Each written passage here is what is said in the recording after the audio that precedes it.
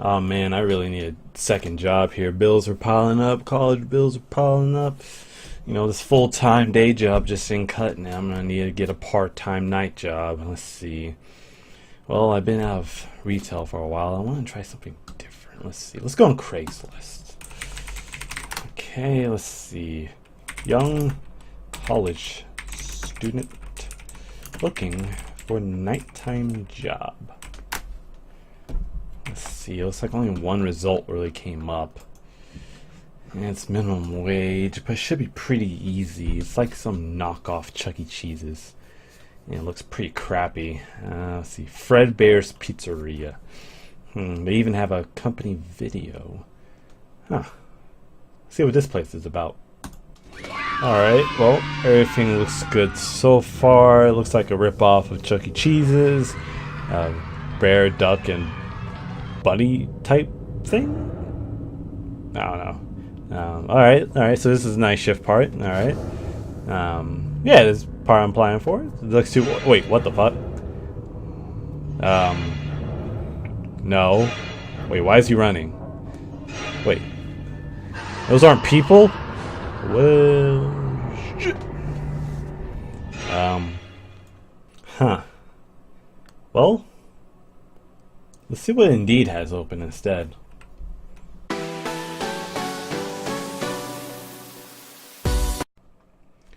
August 8th, 2014, we were graced with Five Nights at Freddy's by Scott Cawthon. It seemed like a very simple game. It was based on Chuck E. Cheese's in the terms of settings. You played as a security guard at the night shift, defending yourself against animatronics that are trying to kill you, even though you're paid really to watch them. But you gotta fight for your life for that $120 a week as stated on the newspaper clipping. So even though the game says there's a 5 nights, there's actually not 5 nights, there's actually 7 nights. After the 5th night, you unlock the 6th night. After the 6th night, you unlock the 7th night. Each night becoming more difficult, and there's a 20-20-20 mode that makes it way more difficult. In fact, you have to be perfect to a T to beat that. And it's very interesting because we're actually going to look at the 2 different endings that you get after you beat the 5th night and then after you beat the 7th night. So let's go ahead and look at the 5th night first. Alright, so you get your paycheck for your first 5 days. You know, you only work a 5-day shift, obviously. $120 as promised. You're given a month and a day, but not the year. It's very peculiar there. You also find out that the owner of Fazbear Entertainment, aka the CEO, person who writes your check, is Mike Schmidt. So nothing out of the ordinary for this paycheck here. 6 nights, same thing. You'll get a paycheck that says, good job, you know, even earned some overtime. Nothing too weird, same deal, except the day is a little bit, it's the day after because it's the 6th night. And then things get weird after completing the 7th day. After you complete the 7th day, well, I'm sorry to tell you, but you've been fired there, kid. You're no longer allowed to work at this establishment. And it's really weird on why you were fired. It says that notice of termination, you're fired. Reason, tampering with the animatronics. General unprofessionalism, odor. This time it just says thanks management. And management is short. Obviously pink slips were kind of a thing of the past, as in this was obviously in the past, but what's very interesting is not the fact you're fired, well, the fact that you are fired because you haven't done anything wrong, but the fact that it says reason for firing is tampering with animatronics, general unprofessionalism, and odor. Huh. Now I can keep going on and on about the story and the theories that are out there, and there's a lot of good theories out there. But the purpose of this video, now I was gonna make it a huge long speech about the whole story, but I'm gonna try to make it as simple as possible. Five Nights at Freddy's is based on a pizzeria. That pizzeria sells pizza to kids. It's very similar to that of a Chuck E. Cheese's. However, there's been a continuous shutdown of their restaurants due to odors and missing children. Now, there's a lot of factors in there. There's apparently this purple guy that's coming out to kill people, aka children.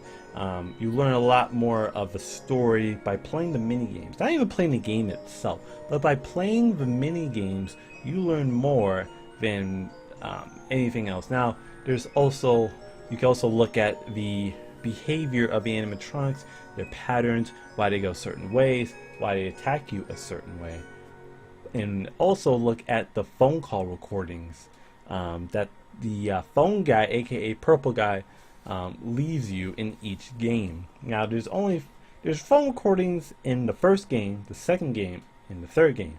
There's no phone recordings in the fourth game because the fourth game changes it up. You're not really facing animatronics in the fourth game. Yes, there are animatronics, but they're not really animatronics.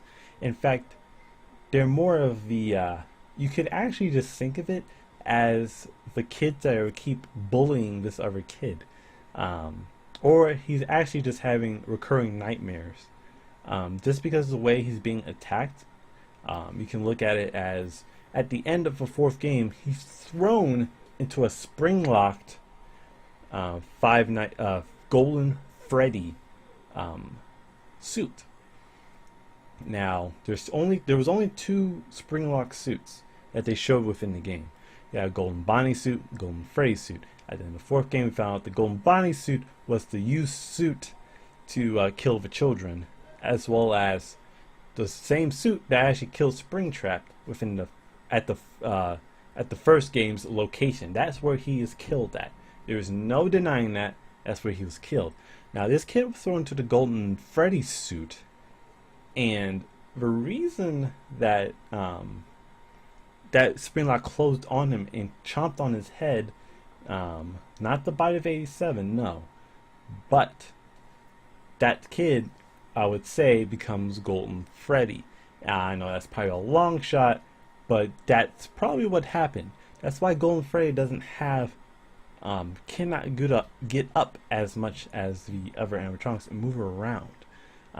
Those Springlock suits worked as humans and animatronics. Now, however, it could have been the animatronic was in there, and somehow, because of a kid, Freddy's jaw is now broken. If you look at the first game, Freddy's always slumped and sitting down.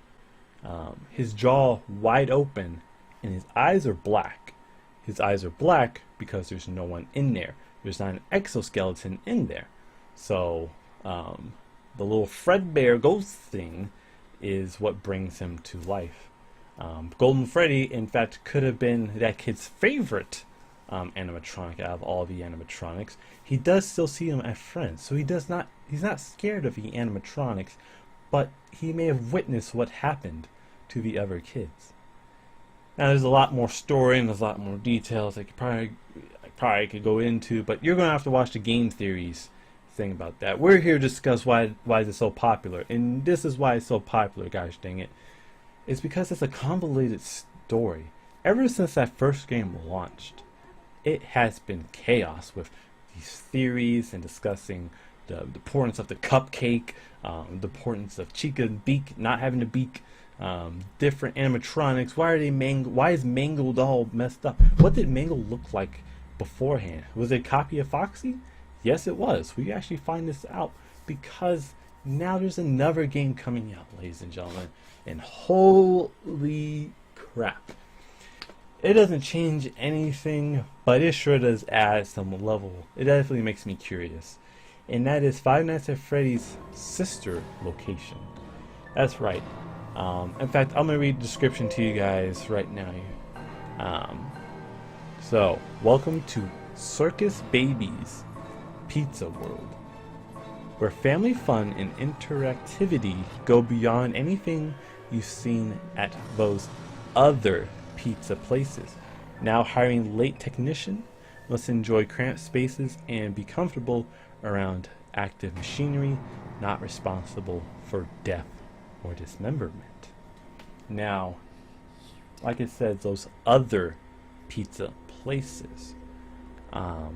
So we can look at this as it's owned by Fazbear Entertainment, but where does it lie in within the chronology of things? Are we looking at a game post Five Nights at Freddy's 2? Or most likely what we're seeing is after the first location, they rebranded their name to disassociate themselves with the bad press that came with Five Nights at Fredbear's Pizzeria. That was yet to be seen, but there's a lot of stuff that's going on, and if you want to learn more about the story, check out the Game Theorist. But I mean, why is this series so popular? Is because the story is not cut and dry.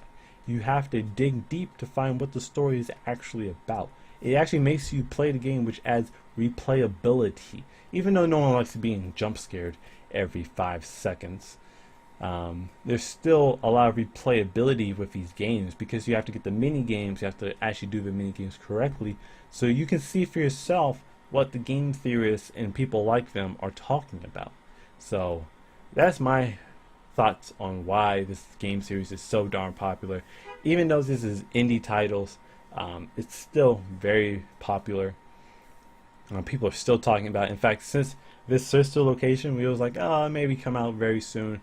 Said before Halloween, and in fact, I just on just checking Steam today, is set to release now, October 7th, 2016. So if you haven't played a Five Nights at Freddy's game and you like being jump scared and convoluted stories that absolutely don't make sense and it's all theory and has probably not been confirmed by Scott Cawthon, even though it kind of has. I'm watching you, Scott. But thank you guys for watching. Check it out. I think you'll be pleasantly surprised past the jump scares. I was King Shaka, and that was another Why So Darn Popular series. I will see you guys in the next video. Peace.